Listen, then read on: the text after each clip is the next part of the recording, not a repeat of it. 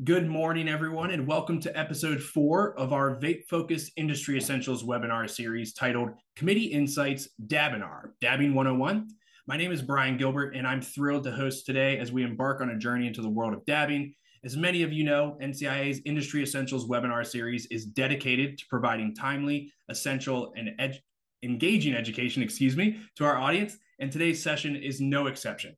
Whether you're a seasoned dabber looking to refine your skills or a newcomer curious about this popular method of consumption, this webinar is designed to cater to all levels of experience. Presented by NCIA's Cannabis Manufacturing Committee, this special edition webinar will cover everything from the basics of dab rigs and concentrates to advanced techniques and safety considerations. Our expert panel, comprised of leading figures in the industry and all NCIA members, from Summit Concentrates, MACH Technologies, Entourage Cannabis, and Tahoe Wellness Center, are here to guide you through the ins and outs of dabbing, sharing their knowledge and expertise to help elevate your experience. So sit back, relax, and get ready to dive deep into the world of dabbing. Don't forget to engage with our panelists and fellow attendees throughout the session.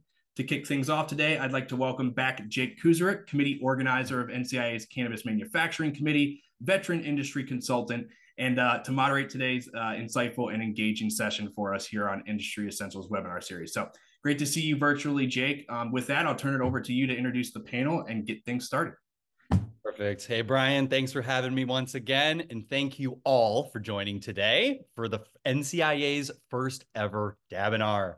This is the fourth in our multi-part series on vaping. Now, cannabis concentrates are far from a new innovation, with hash use being traced back to the 12th century, but we've recently seen an explosion in popularity, spearheaded by innovations in processing techniques and hardware.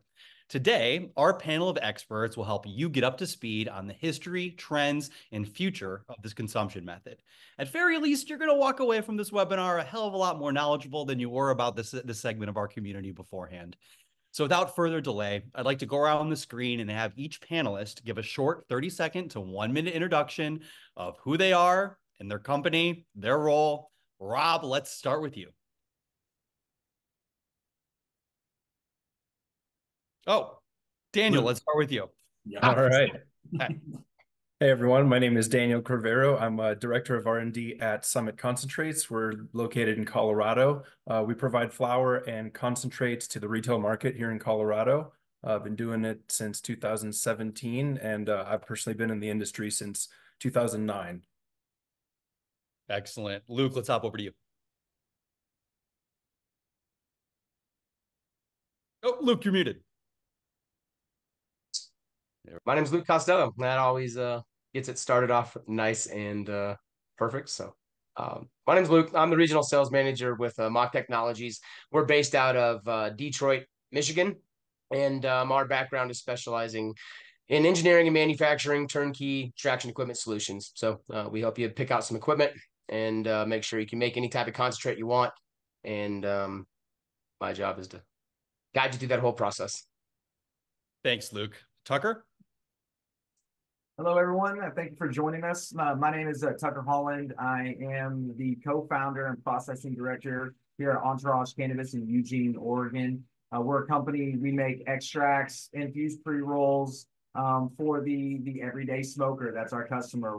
We want to provide the highest end products with no additives, live resin, cured resin, all the above, but zero additives, nothing added to it, so that you can get the closest thing to the original profile of the flower. Awesome. And Cody's clearly having some internet issues. We're going to give him his bio the second he jumps back in here. But we're not going to delay this webinar. Let's get into the content, ladies and gentlemen. All right, let's kick things off. What is a dab? What do you do with it? How is this different from consuming flower or vaping? Feel free to jump in here. Tucker, kick us off. Yeah, I'll go. Yeah, awesome. Well, a dab is essentially if you take what's in the trichome of the flower, the oil, the essence of what is in the flower, and you remove that from all of the plant material. That's essentially our goal that we're trying to do when we're creating these concentrates, these extracts, is literally the cannabinoids and the terpenes and the other the other alcohols and esters and thiols that bring the flavor and bring the life, the essence essentially of that flower. we're looking to just concentrate that down and eliminate the plant material. And when you have that, we feel it's a more robust, arguably a healthier way to smoke your cannabis. So. Excellent. And Cody, welcome back. You there? Yeah. Hey, sorry about that. I had some technical difficulties, but yeah, I'm back and glad to be here. So yeah, I'm Cody Bass. I'm the founder and CEO of Tahoe Wellness Center. We're a micro business here in California, so we're retail, but we also have type 6 extraction or solventless, as well as cultivation on in-house and distribution. And we just recently were able to open a consumption lounge, which we had our first 10 years in business, but recently on 420, we're able to bring back kind of the new level of consumption for California, which requires it to be separated from the dispensary. So glad to be here today. I also am in politics. I'm the mayor of South Lake Tahoe, so kind of play both roles in Tahoe. So yeah, glad to be here. Thanks, Cody. Now that we understand what a dab is, let's dig in a little bit more. What do you need to dab? The hardware, the concentrate, sure, but walk us through the other tools, some examples of different devices. How are they different? How are they used for different things? Anyone want to jump in? Perhaps Cody? Oh, he's frozen. Luke, kick us off. Yeah, I mean, I think it kind of goes back to your experience level and what you're really looking for out of the experience of dabbing. You know, I think as you get beginner level, there's a lot of new instruments like the Puffcos, the little dab rigs, where you don't have to get these sophisticated glass expensive pipes where you're lighting torches and getting stuff to the right temperature based off the way it looks. You know, you can kind of more of an automated push point. You put your temperature point in, you put your concentrate into a container, it beeps at you when it's ready, and off you go. So I think ultimately these days there's a lot more tools that make it easier to get into experiencing kind of what concentrates bring to the table. Yeah. Daniel, Cody, do you have any more to add to that? Of course, I keep seeing things like terp pearls out there. Yeah, there are lots of different, I guess, ways of achieving the same end result, which is really, vaporizing a substance off of a hot surface. I guess in essence, what we're trying to do is vaporize and not combust, right? If we combust, we've got byproducts of combustion that are nasty, like, carbon monoxide, soot, different things like that. If we're vaporizing, we should be taking something from a liquid, turning it into a gas, and then inhaling that. So it's theorized there are some chemical reactions going on in there, but at the end of the day, that's what we're trying to achieve. So you can run the gamut, like Luke mentioned, from, Puffcos, electronic dab rigs, all the way to, $15,000 rigs with quartz nails and bangers and all that stuff. So as you mentioned, things like terp pearls have come onto the market with, different ways of people trying to achieve, again, the same result, which is a very effective vaporization of the dab. So there are, devices that have heated surfaces and you put the oil on them. But if you have something actually physically moving that oil around, you're going to get more surface area on that hot surface and you're going to get better vaporization. So over time, people have gone from, call it a skillet in 2009, 2010, when people were just starting to dab. And it was literally like a flat piece of titanium.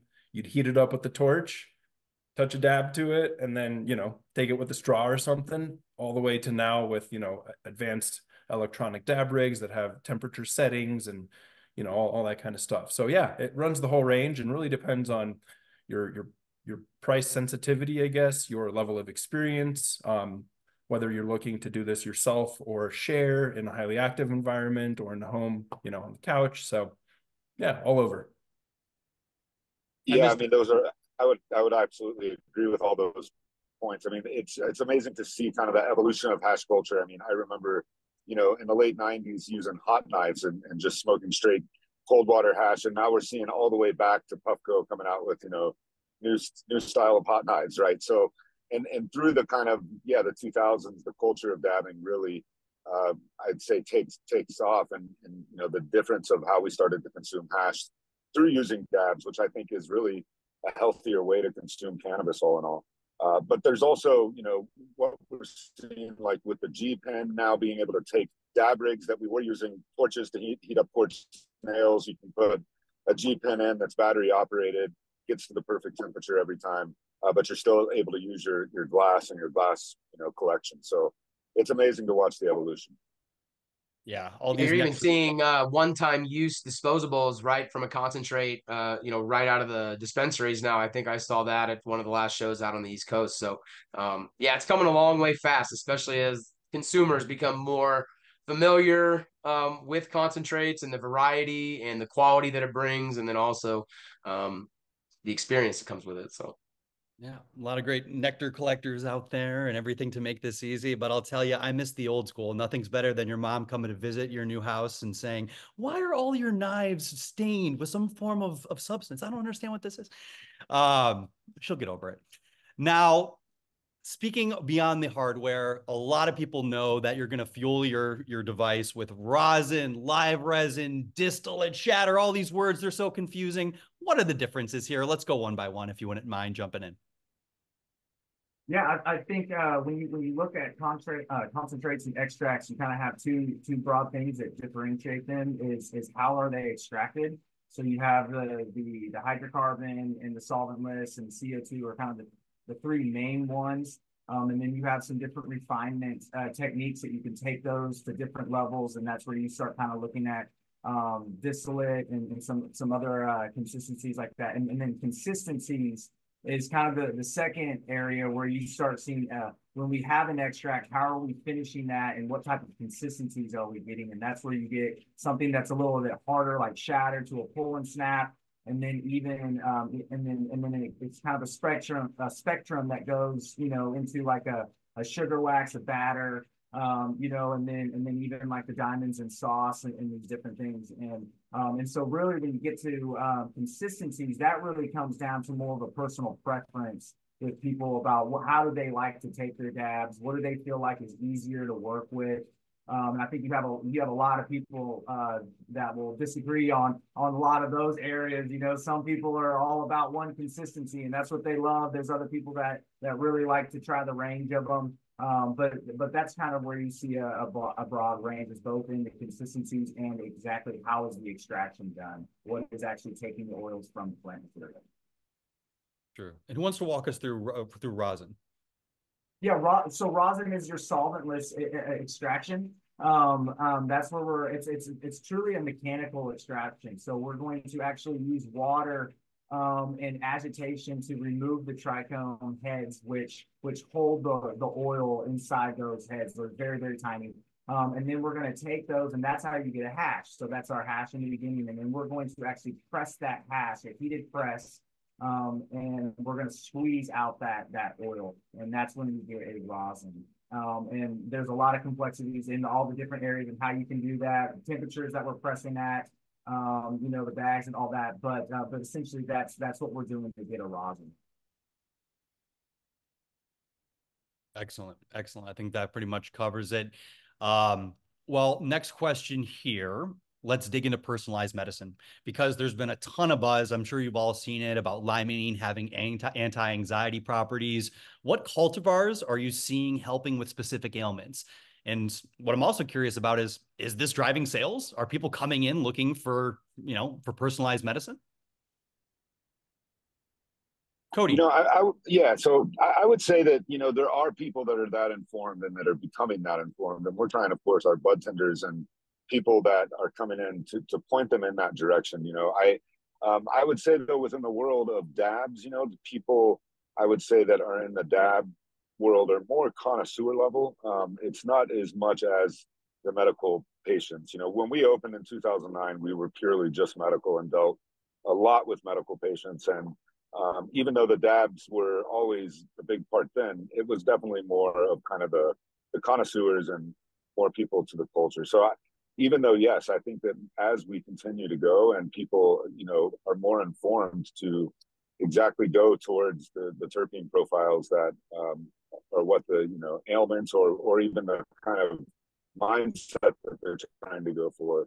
I think there's a lot to be, a lot of knowledge to be known about that as we move. Yeah. Consumers are learning about the entourage effect, it's a different realm. What is the lifespan of concentrates? How do you approach storage? Hop in, Daniel. Yeah, that's an interesting one. It's tough to put an exact definition on it. Obviously, certain states do that. So, for example, here in Colorado, we have some regulations that require us to do validation studies to determine whether the product would either grow a certain amount of microbial, contaminant load to where it would render it unsafe, or if the potency of the product changes by more than a certain percentage from the starting potency that it was tested at. That would sort of be what Colorado would define as, rendering it expired. So companies are required to go through a process of basically doing time studies on their products to see what the shelf life is. That generally ranges from, a few months to a year or two. But I'd like to think of it more as like similar to the shelf life of, the herbs in your cabinet, for example. If you buy a pack of fresh basil or a pack of even dried basil from the market, that first day or two that you use it, first time you open it or two, it's going to be fresh and phenomenal. Over time, that might degrade, right? And it's the same thing with flour, same thing with concentrates. So generally speaking, it's sort of like a sliding scale, right? It's not like it's good, good, good, good, good, and then it goes sour, kind of like milk. It's, over time, it'll lose some of its potency. The terpene content might certainly change. Those terpenes might degrade into other compounds. But at the end of the day, it'll be very similar to the starting compound over months or possibly years. But the flavor, that's not the same, right? So I'll let the other guys add to that. No, I think you nailed it. Yeah. Go ahead. Sorry, go ahead, Luke. Go ahead. No, go ahead. I was going to say, I think you nailed it. Ultimately, it comes down to a combination of a lot of our customers. They work in, states all over the U.S., all over really the globe. But I mean, it really comes down to, if you have certain definitions within a state, normally those are defined. Or a lot of times it comes down to the moisture, the light content, the temperature. Those are kind of three of the key areas that you need to manage in regards to extending the life of the concentrates, just like with the flour. But I think ultimately that's a big kind of benefit when you get into the concentrate world is, there's a lot of flour that starts to get made and put into the ecosystem in a new state. And ultimately, flour only lasts so long before it starts to lose the flavor, which is really the benefit of it. And so ultimately, if you can get it to a concentrate quickly and consolidate that THC or the other properties of the plant that are very valuable, you can, one, for your business, extend that product or that SKU for your business, but also, for the consumers, they get the opportunity to experience a flower, a strain for a lot longer period of time. So huge selling point in the concentrate world. Yeah. Minimal humidity fluctuations, keep it out of the light. I keep mine in my refrigerator. I'm sure a lot of you do as well. Awesome. Now, next one here that I'm curious about and this is why we have expert panels, questions like this. What are some of the tricks of the trade? How do you not burn your dab, selecting the right temperature? Any guidance there? I mean, these days there's a lot of great tools, but dab right, the temps are so crucial in dabbing. You get them too hot and you're burning off the terpene profile. You're not really getting the true flavor of the dab, but also the vapor is hot. It's just, to me, I really like low temp dabs, but there are people that do like the higher temp dabs. I think there is a preference, but yeah, having all the right tools is key. The new electronic, Puffcos, those type of accessories are great because you just set the temp and you're perfect every time.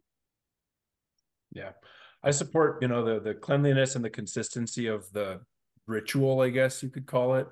If you're able to keep things clean, keep your your rig clean and your tools clean, your hash clean, and be consistent about the process, right? Like use a timer or use a thermometer and really kind of dial it in, right? Take your time and enjoy it and treat it as a ritual. And I think that'll kind of give you a lot of insight into what you like and don't like, and what temperature or timing a low temp dab is for you, and what a warmer one might mean, and kind of dial it in for yourself. Take your time with it. Yeah, and ultimately I think that's kind of the exciting part about dabbing in general is like you get to experience all these different flavors and all these different types of concentrates. But ultimately, the advantage of, you know, dabbing in this fashion is you're really focusing on a type of extract that's been focused around preserving the flavor with the THC together. And so you're getting that original cultivar taste and flavor and entourage effect when you're doing dabs versus, you know, other types of concentrates like distillate that gets made, you know, with ethanol or other types of extraction. You know, that's more made for, you know, your edibles and some other types of consumables like that. And so dabbing really lets you, and if you can focus on, like Daniel was saying, keeping it clean, you know, and that whole ritualistic experience every time you're putting a new concentrate into your rig, into your whatever it is, you're getting that very unique cultivar experience. Or you're blending it with the last one if you didn't clean it out as well. But sure, Yeah. you know, keeping it clean is part of safety, and that kind of actually leads into our next question. You know, we're playing with blow torches here in some cases. No one wants to burn their house down, especially not their eyebrows. But let's talk a little bit about safety and potential health risks, you know, with this method of consumption compared to other ones. I know Cody's got a great answer here. I think you do as well, Daniel, if you want to hop in. Sure. Yeah. I mean, for me, you know, we have a consumption lounge and there's a lot of people that come in. We have a dab bar as well as a bunch of other areas where you can just sit down to consume, you know, flowers or take bong hits. And so we commonly get questions about, hey, what are dabs? And the reality of it is with a supply chain such as California's, where the testing regulations guarantee at, you know, parts per million, even parts per billion level that we are consuming something that is what it is, and we don't have residuals of solvents and things left over. And so as long as it's gone through that supply chain, you really are, it's a healthier way to consume as a smokable, because you're taking one hit of a dab that you would take 8 or 9 hits of a joint, which is also burning carcinogens and so many other things of plant matter that are included in the smoke, to where a dab is a vapor, and your potency that you're getting from it is so much more. So you're smoking less overall. So I commonly tell people that are mainly of the older kind of generations that have never seen dabs and they're seeing it for the first time in you know, in a dispensary's consumption lounges, that, hey, this is a much more healthy way to consume. A lot of times with those folks, when they want to start, always start them at like a super low temp so that they're not getting some huge potent dab, and they can really get the flavor and the taste out of it.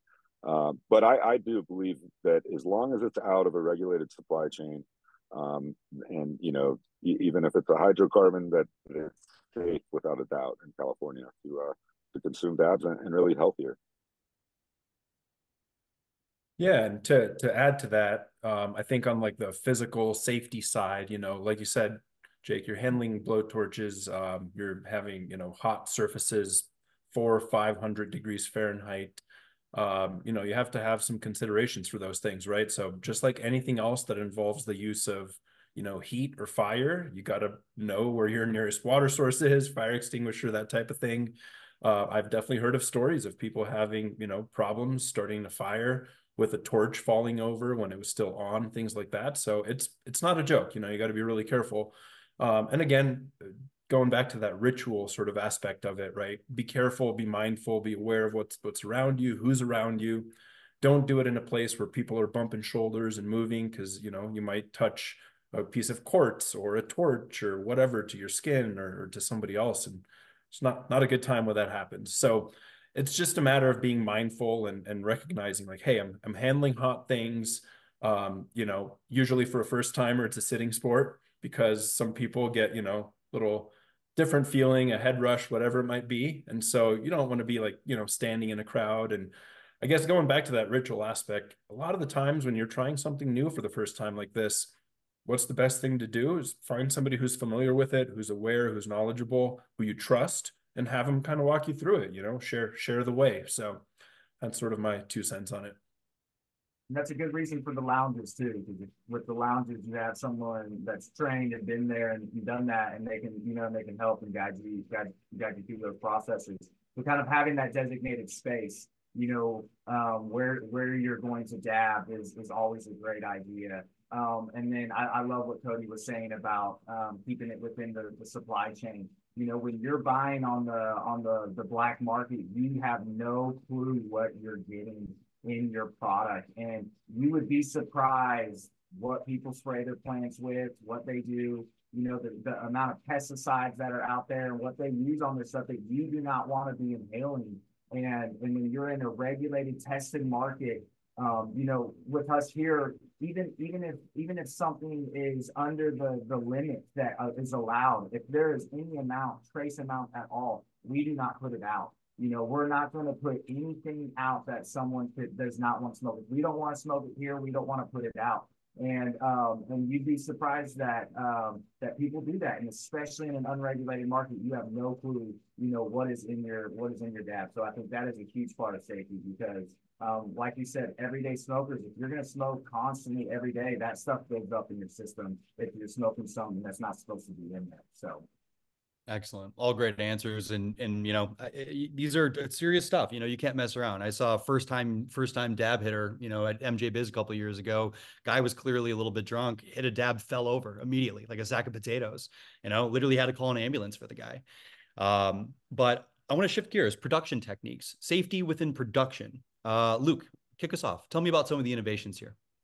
Yeah, for sure. I mean, I think Tucker, Cody, and Daniel, they hit it great from, you know, producing a quality, safe concentrate and how to consume that, you know, in a safe way. And, you know, in my world and what we do is we ensure that they have the tools that are made correctly and compliantly so that they can, you know, produce those concentrates in a way that's defined by a number of standards. You know, we sell equipment in obviously here in the US, and as you get to certain levels of regulatory areas and compliance, you know, they start to talk like, you know, EU GMP and GMP compliance. And these are just defined practices within your organization. And so we focus on helping an organization or a producer compliantly and safely make their concentrates. And so it's just depending on the area, you know, of the globe that you're working in or you're selling equipment to, they have different standards. Here in, you know, the U.S., we follow a lot of national fire code and ensuring that, you know, electrical standards are met, that where areas are defined for different types of extraction. If you get into, you know, Europe, they have an EU standard. They follow, you know, a CE standard in other parts of the world. It's really just depending on where they are. But what we do is we ensure that the turnkey equipment solutions for, you know, either a solventless setup for, you know, ice water or hash production, or a hydrocarbon for live rosin or shatters or batters, or if you're getting into ethanol for distillate, we just ensure that all of that equipment that you need to use in your lab is made to the standard that is for your area, defined by your local regulatory bodies. That's really where we can step in and help out from an organizational standpoint. And would anyone else like to speak to how you manufacture concentrates, be it shatter, hydrocarbon, live resin, anything? Yeah. Sure. Go ahead.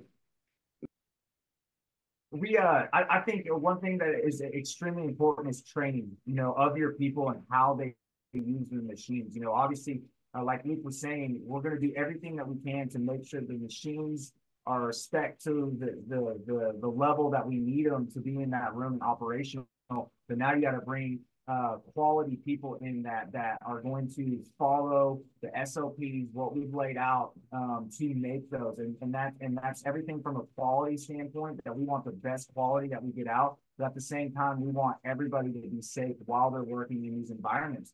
You know, with the hydrocarbon, that's a flammable gas, you know, that at times can be pressurized. And also, you know, like on our end, we operate at very sub-zero temperatures, very, very low temperatures, and that can be dangerous in itself just with contact of a metal surface that is at minus 60 degrees. So being smart about how we're operating those, having standards, having safety regulations, checking your equipment, having maintenance schedules that you're tracking and updating regularly, all those things are very important as we make these concentrates.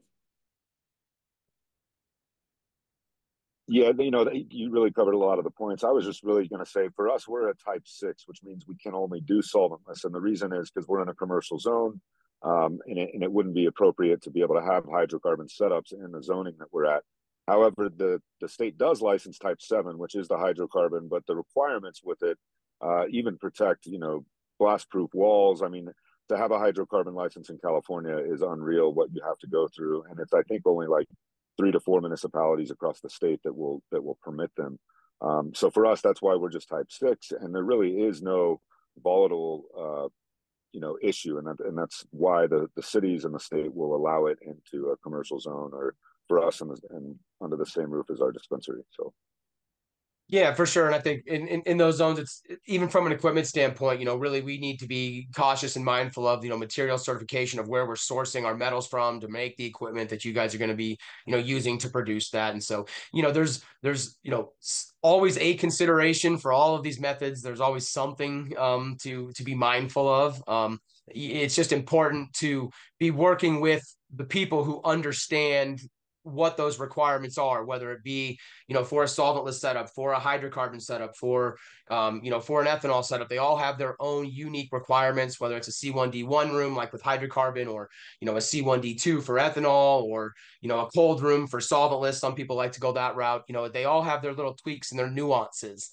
So it's good to, make sure you're talking with the right folks to get set up safely, appropriately, so you can go out and, do your job right.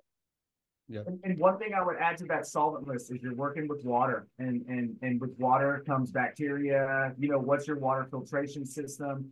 Are you making sure that you have RO water or something equivalent? And then your cleaning procedures.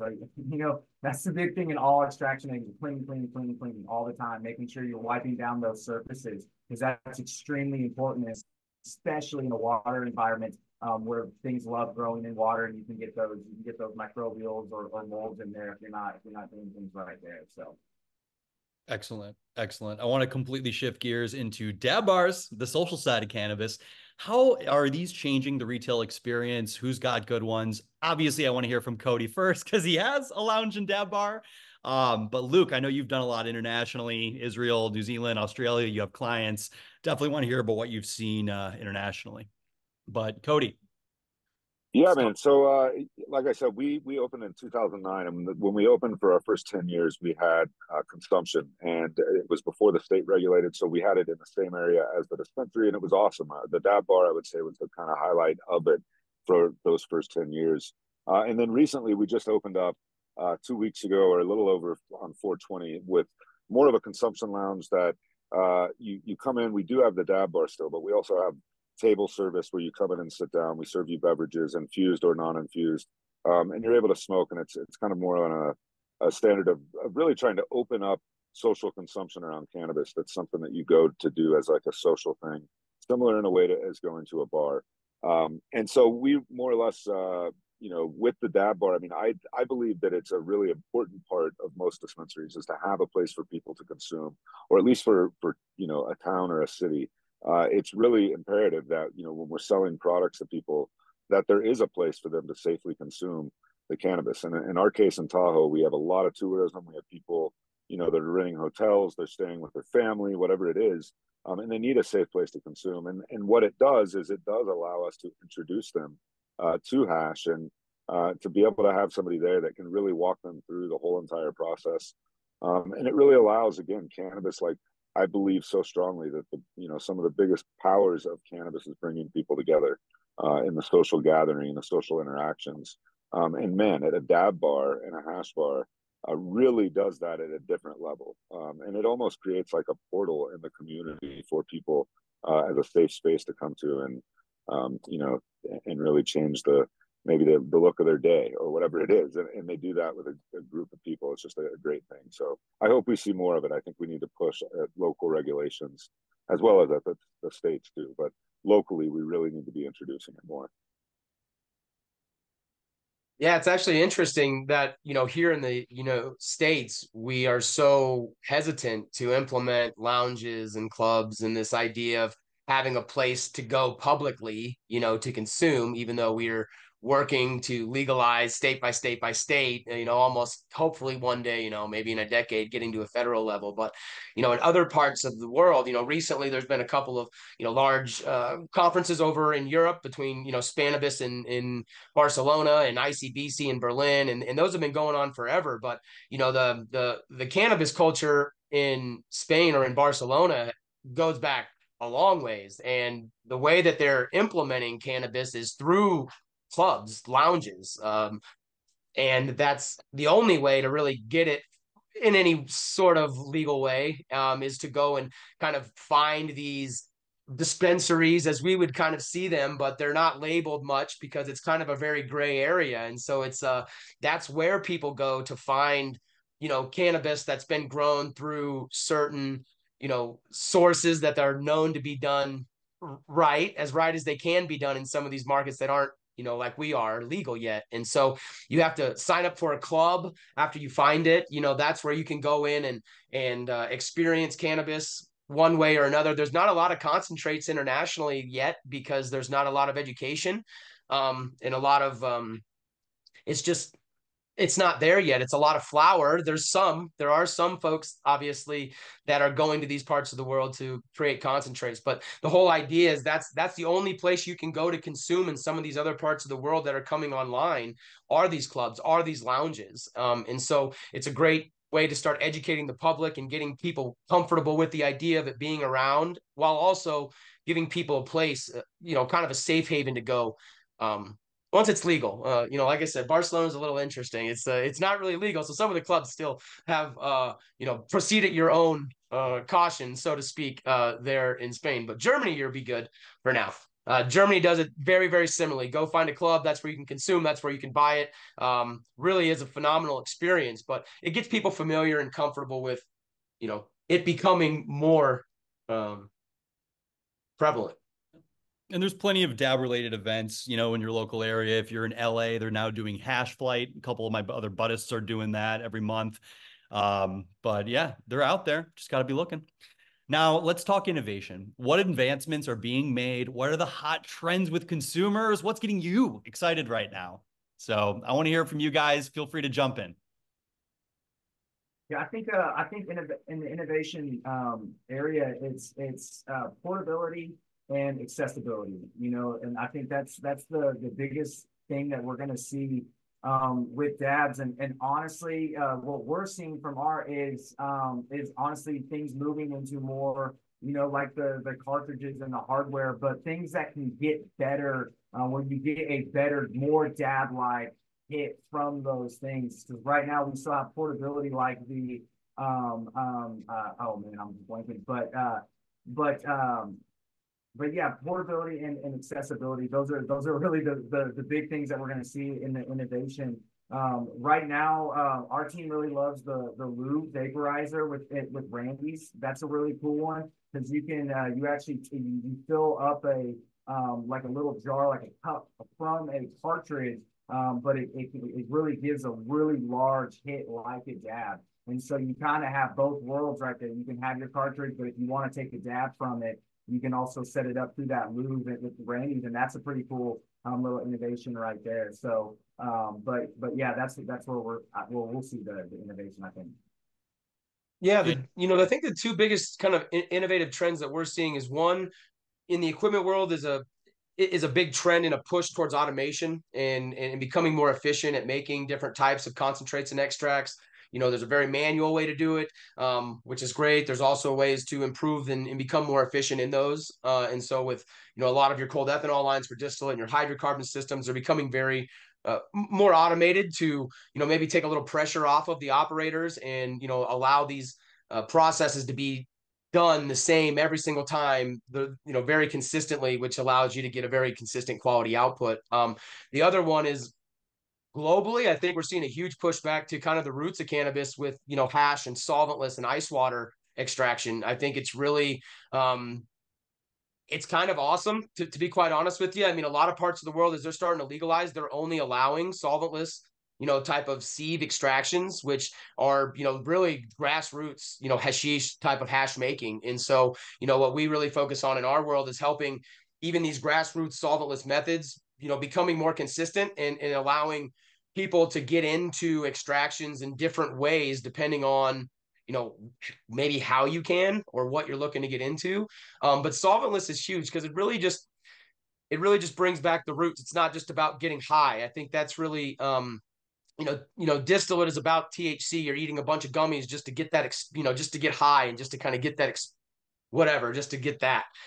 When you're getting into like hash making and these in the solventless world, you're just getting back to the cultivars and the taste and the flavors. And you could sit there for, hours with your friends and try 10, 20 different types of cultivars. And you're not just doing it to get as dizzy as you can and to see how fast you can pass out. It really is an experience with each of these different ones. So automation for equipment, and then really getting back to the grassroots extraction methods with solventless and hash making. That's what I've seen from my experience.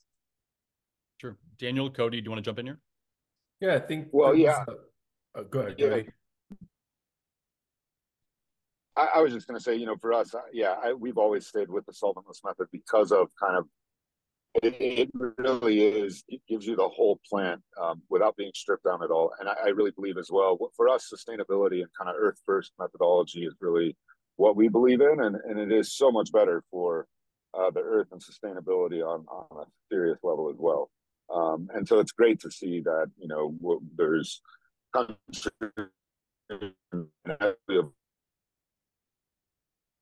for many different ways as well, for communities or to roll out and regulate. Excellent. Daniel, anything you want to add? Or I can move on to the next one about atomizers. We can move on. Awesome. So can you speak to the differences in atomizers, quartz, ceramic, stainless steel, right tool for the job? I'd love to hear what you have to say. Yeah, I think it really comes down to that, right? You got the right tool for the right job.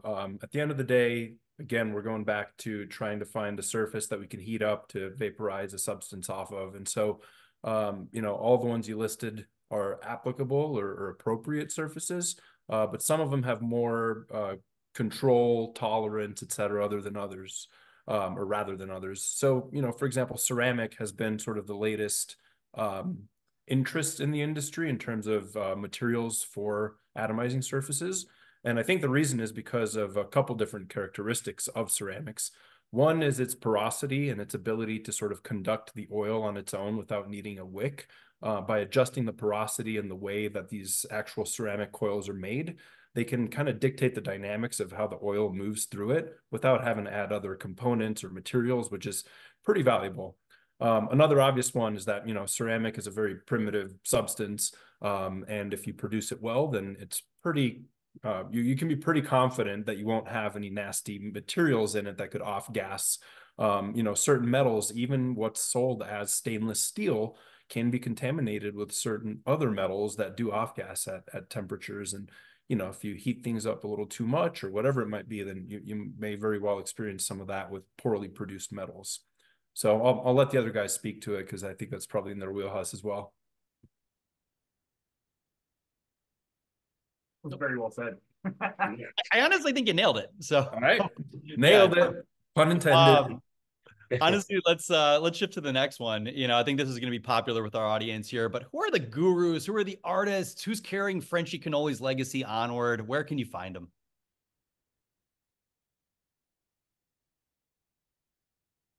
Oh man, nobody? Well, his wife is carrying it on. Of course, Instagram is a great place to find a lot of these artists. Instagram is the main place. I mean, to be just quite honest, if you want to go out and find different folks, you can find them. Look, in Instagram is it. I think it's Frenchy Cannoli is his Instagram account. It's still being ran, I believe, as Jake is mentioning, by his wife. I mean, Dabtown Dylan is a phenomenal one if you're in the hydrocarbon world. I'm sure Tucker, I'm sure you have a few Instagram accounts that would be worth a follow. Go ahead and name them. That was just a couple of the quick ones. Entourage Oregon, Entourage Lifestyle for us. We feel like we're doing a great job. I think it's also worth mentioning some of the the people that kind of play around the culture, right? So glass blowers, for example. There's some glass blowers that have really driven the evolution of a lot of the dab culture, right? So I think of like, I don't know, you got like Mothership, for example. I mean, it's such an iconic, product, right? They make dab rigs from, a few $100 if you get lucky and can find them, all the way to, I think a glass skull that Scott Deppie sold for like a couple $100,000. So it's one of those things where, that part of the culture, I think, has really driven a lot of just the creativity, the artistic aspect of it.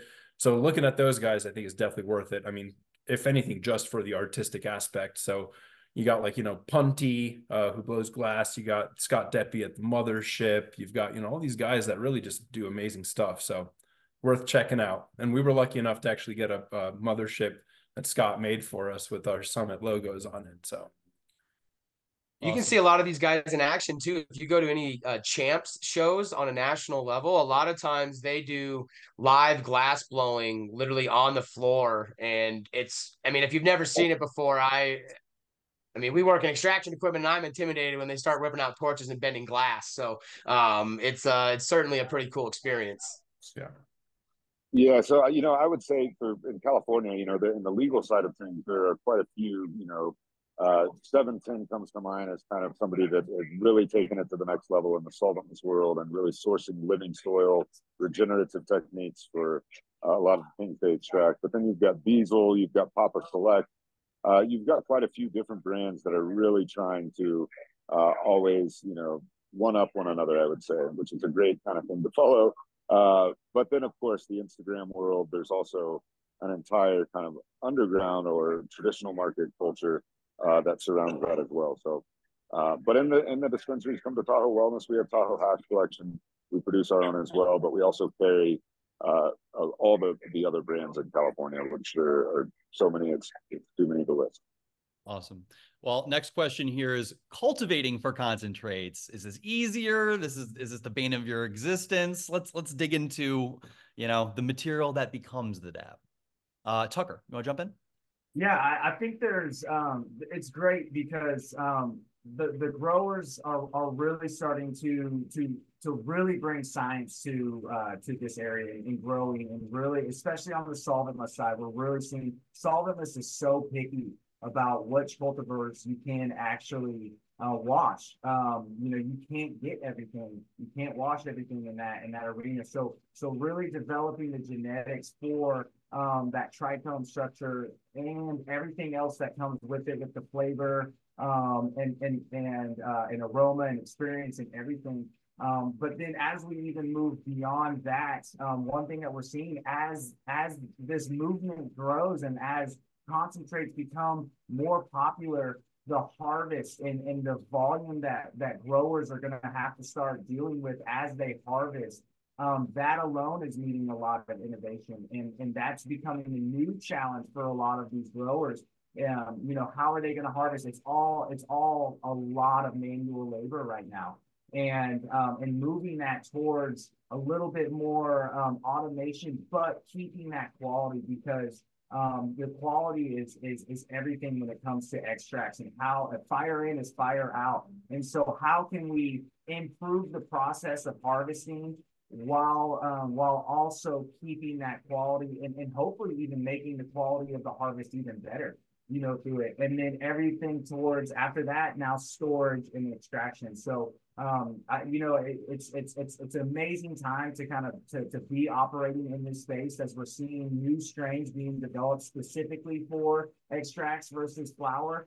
That is so much fun to be working with growers that are doing that, and then developing processes through the chain where we're just making better and better extracts every year. And I think that is so much fun and awesome to be a part of.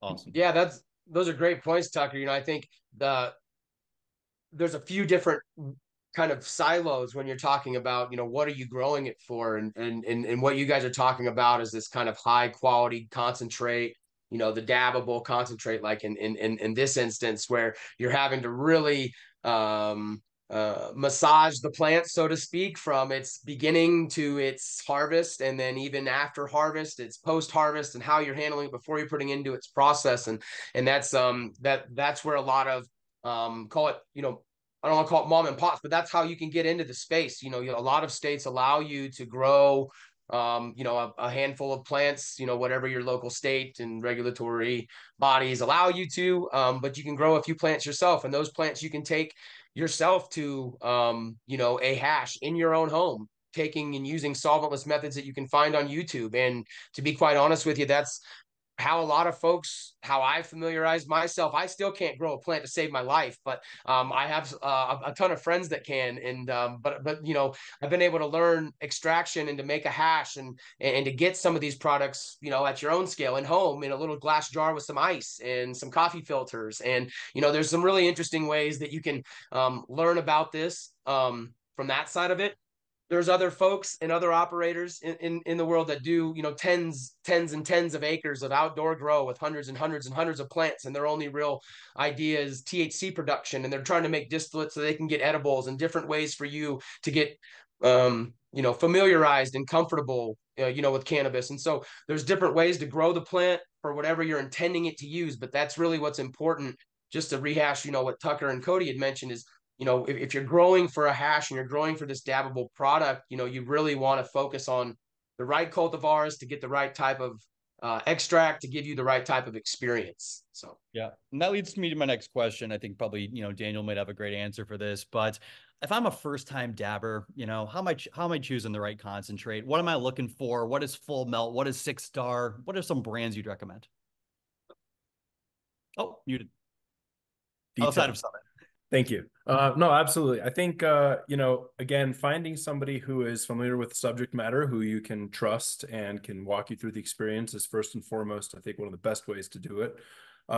In terms of finding the right product, you know, unfortunately, I think the world of indica hybrid sativa is really mixed up now to where I can't say like, go to this or go to that.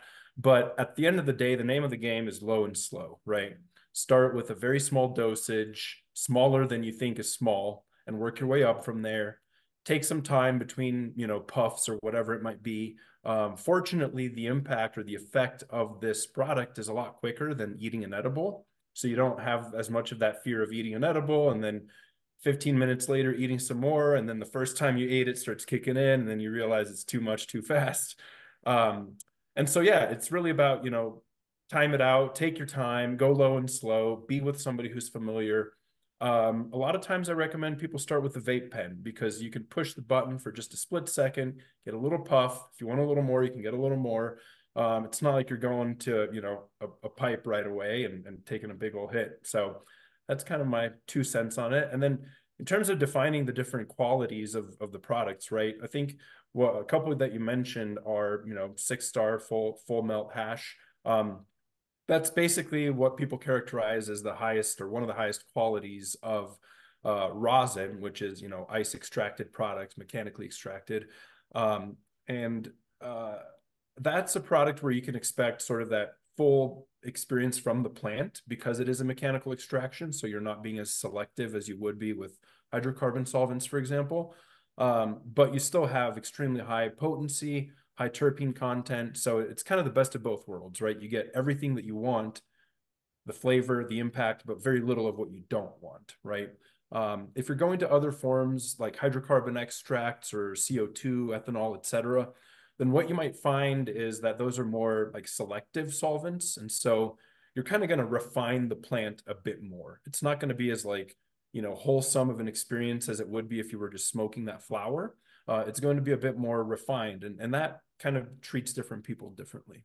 So why would somebody spend, you know, $100 plus on a gram of high-end craft rosin versus budget options? What are they paying for? Better taste, longer lasting high?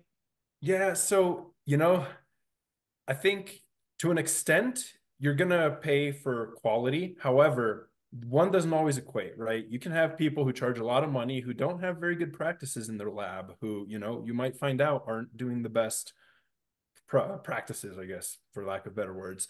Or you might find producers who are charging a very fair price, who are actually really, really mindful about cleanliness and purity of the products and, you know, all that kind of stuff. So, you know, what you want to do is find reputable brands around you, right? So we pride ourselves at Summit Concentrates here in Colorado in providing products that, you know, like some of the other guys, our employees consume themselves, right? We don't put anything out that tests below certain thresholds in terms of potency. We constantly innovate and look for new strains to find, you know, the best products that we can provide to consumers. So at the end of the day, that's, yeah, what it comes down to is innovation to keep it as good as possible for everybody consuming it. And I'll jump in right here. I think definitely paying for your extracts, paying a little bit more pays off. You know, when you are really looking for quality, I think we have seen in the extract world, typically paying a little bit more, you get better quality, you get a better flavor, you get a better experience and everything. What I would say is beware of the fads. You know, and typically you see that with consistency. There's been consistency fads. You know, diamonds and sauce was kind of a real big fad in a while. And when really you can get a great, you know, batter or a sugar wax or anything like that. So and it could be literally made. You could have two same harvest, same everything, same extract, everything, and they would just finish a little bit different, and they're charging more for this consistency. So that's where you can be a little bit careful. Make sure you're not paying more for consistency. I don't necessarily believe in that, but I would say pay a little bit more for quality in that reputable extraction company. I think that's where you really see that in the extract world, is when people really start dabbing, they stick with the company that they trust. You know, they don't want to have that bad experience. The worst thing that can happen is you pay $100 for that product, and you go home, you dab it, and it tastes like sulfur or something like that. You know, so that's the worst thing that you can do. So people will pay a little bit more for the quality and the trust that they're going to get high quality every single time they buy that product. Stay away from that. Yeah.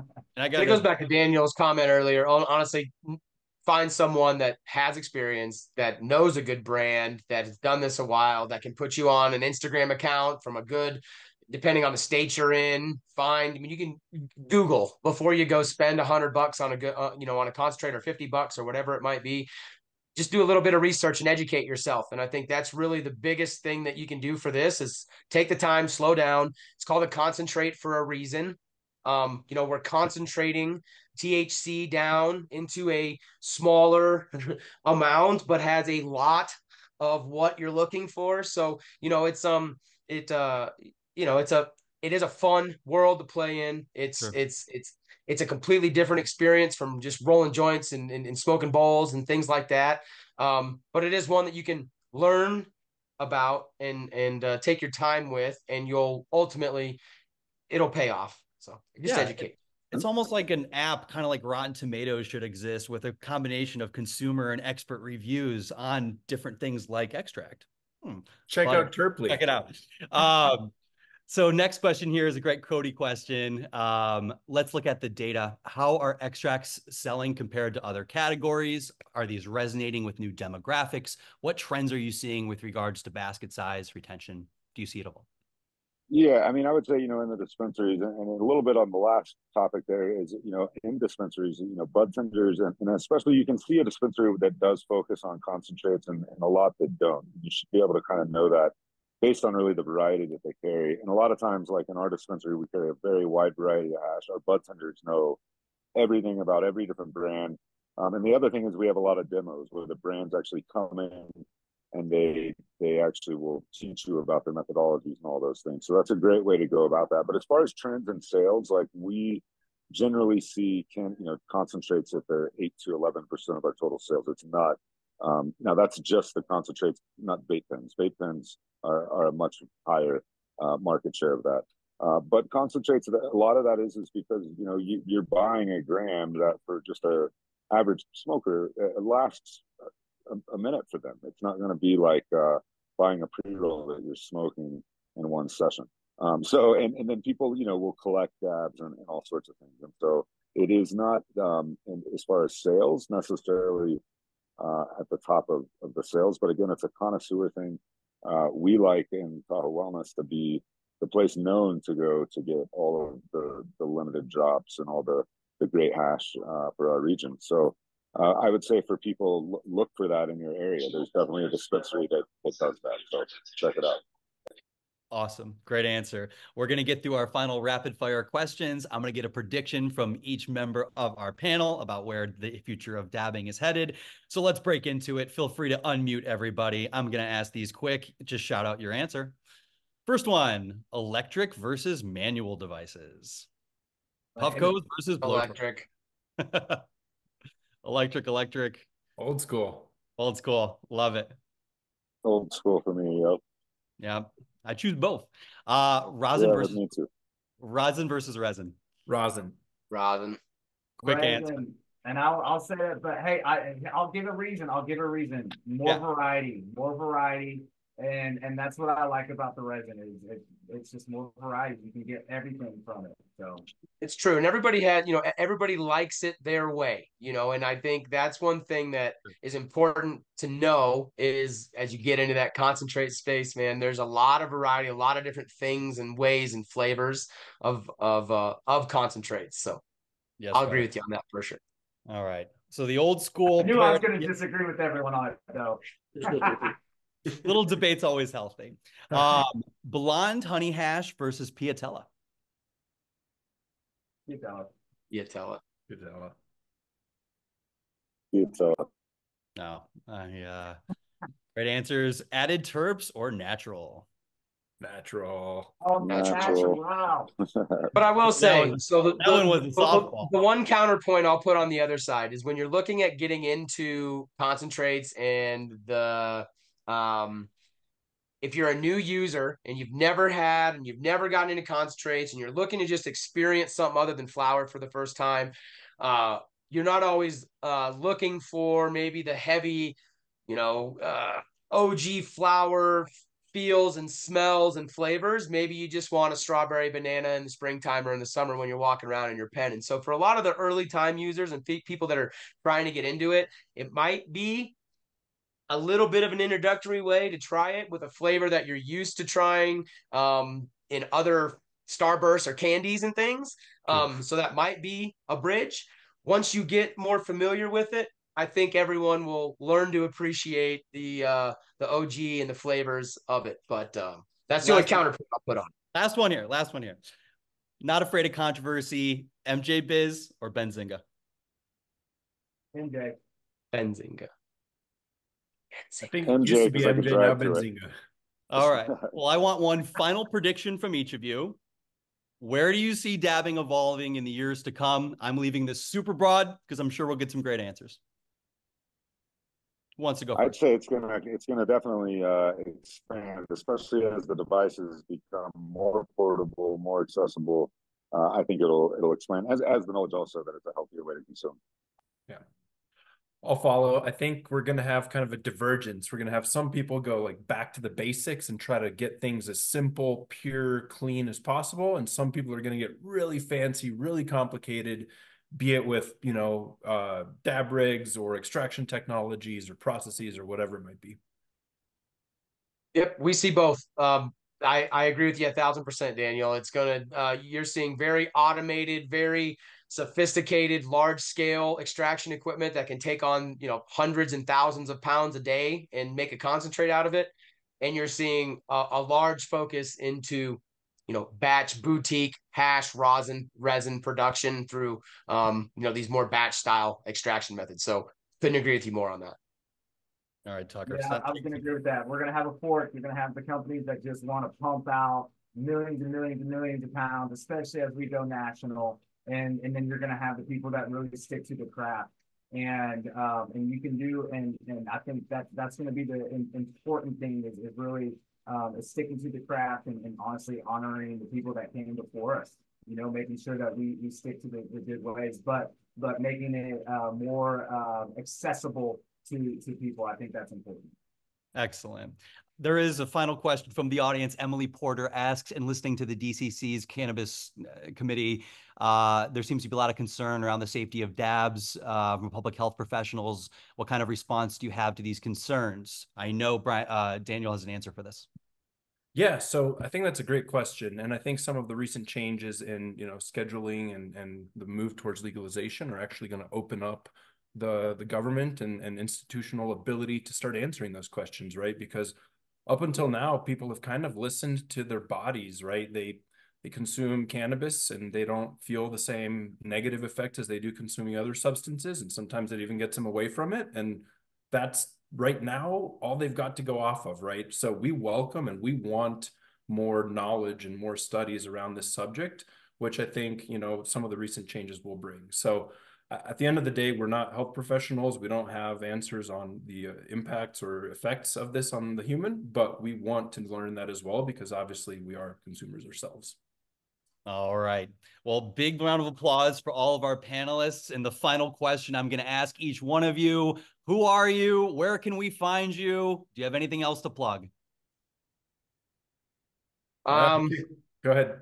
No, Luke Costello. You can find me on LinkedIn very easily. Instagram is another one, either at machtechnologies.luke or Mile High Stello. Honestly, ping me anywhere. I'm really quite accessible to find in the grand scheme of things. So awesome. Thanks. Daniel Crivero at Summit Concentrates. We're based in Colorado. We are in retail locations throughout the state. You can find us on Instagram at summit.colorado, and we also have operation in Michigan under summit.michigan. So check us out.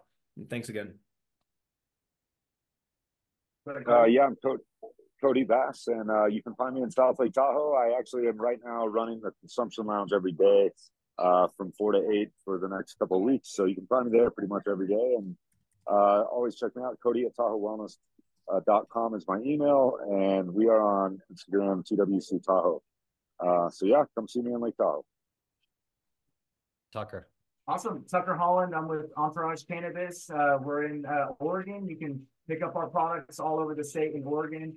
You can find us at Entourage Oregon and Entourage Lifestyle. You can find me on LinkedIn, and then as well my personal Instagram accounts, which I am a big nerd, so I'm the bearded Sith on there. So I love the Star Wars and the nerdy life.